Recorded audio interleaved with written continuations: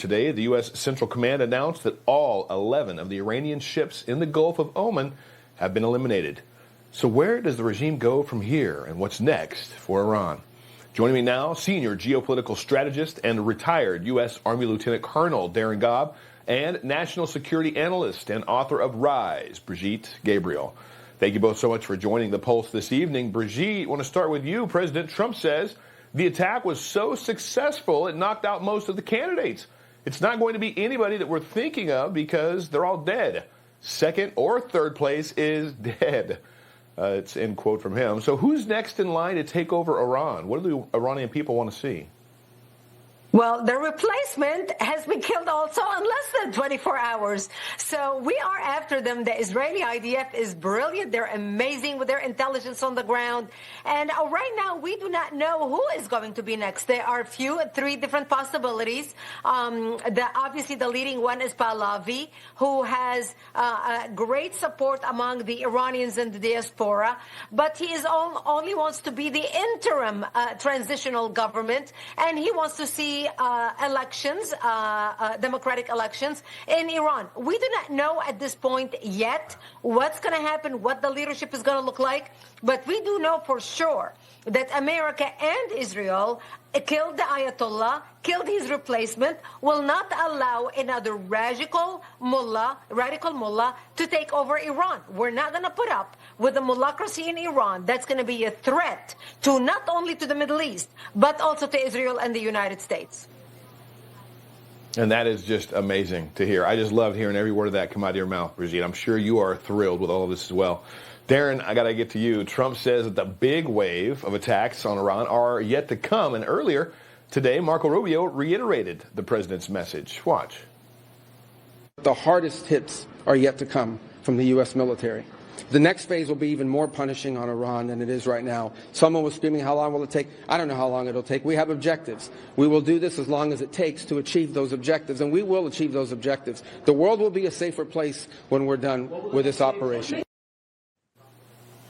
Man, I mean, this type of strategy, this type of no holds barred, understanding the power and the might of our military, and Marco Rubio says, just like the president, that the worst is yet to come for those in Iran that are still trying to fight. What are your thoughts? Yeah, David, so when I think of this, it's the analogy that I would try to put in people's minds who are watching is when you see the police stacked up at the front door of a criminal's house and you got two people that got the sledge that are going to kick that thing open. As soon as that's open, suddenly everybody runs into the house and there's a lot more of them. That's what we did by eliminating their air defense systems and creating air dominance over the entire nation of Iran in 36 hours, which is amazing. And so now that door is open, the aircraft can fly a lot more frequently, I should say, and you can put a lot more in the air as well because the threat to them is significantly reduced. It's not absent, but it is so reduced now that they can pursue other targets and get a lot more of them faster than they could before.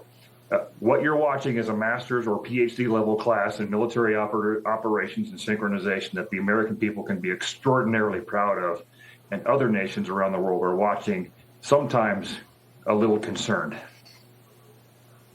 Yeah, well, and I think that they should be, to see that we have a commander-in-chief that understands how to use the might and the power of our military. Brigitte, Secretary of War Pete Hegseth held a news conference this morning, and he wouldn't rule out U.S. troops on the ground in Iran. Listen to this. President Trump ensures that our enemies understand we'll go as far as we need to go to advance American interests. But we're not dumb about it.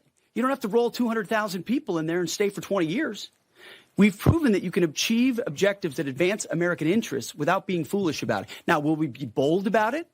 Are we willing to be decisive about it? Do we put months and months of planning into what kind of effects we want to achieve? Absolutely. Brigitte, how do you feel about this scenario right now? A lot of people are like, oh, we don't want to get into another forever war. We've been dragged through that. I think the American people don't want that. I don't know who wants that other than the warmongers. But how do you feel? Do you feel like this will be different this time around with what's taking place in Iran?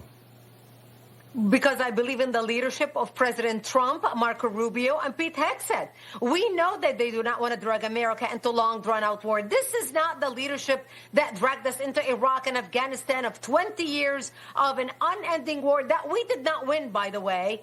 This time it is very different. President Trump doesn't start anything unless he knows what he's doing, how he's doing it, and what the end goal is. And, of course, we're going to have some people on the ground. Look, I know right now we have CIA members on the ground, just as much as we know that there are Mossad on the ground in Iran. You do not have the intelligence that we have without having some people on the ground.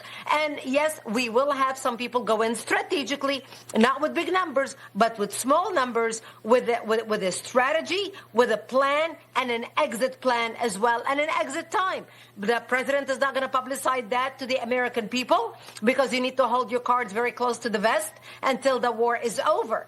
But what we are doing right now is saving the lives of millions of Americans that would have been subjected to a nuclear Iran if we did not take decisive action.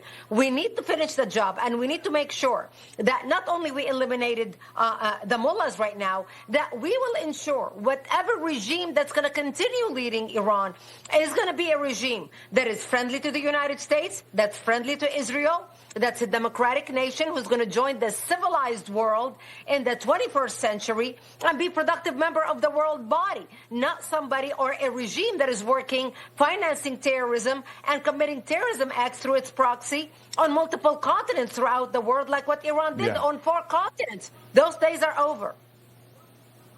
Those days are over. Darren, final thoughts. I got to get a quick response from you on this one. Do you think Iran's military can withstand much more of this war? I don't think so. But that's one of the key indicators I'm looking for is what does the IRGC do, and specifically the Quds Force? How do they respond to this against the Iranian people if they choose to do so? Hopefully they lay down their arms by and large and recognize what is happening. Because ultimately, when we're talking boots on the ground, we're trying to avoid 4th Infantry Division on rail cars going onto a boat overseas and many other divisions. Can't do that. Boots on the ground in Iran is the Persian people taking their country back for themselves and making it what they want it to be. Yeah, well, and that seems like the best approach to make everything happen with, again, as least possibility for American lives lost. Darren Gaab, Brigitte Gabriel, God bless you both. Thank you for joining the Pulse tonight. Same to you, David. Thank you.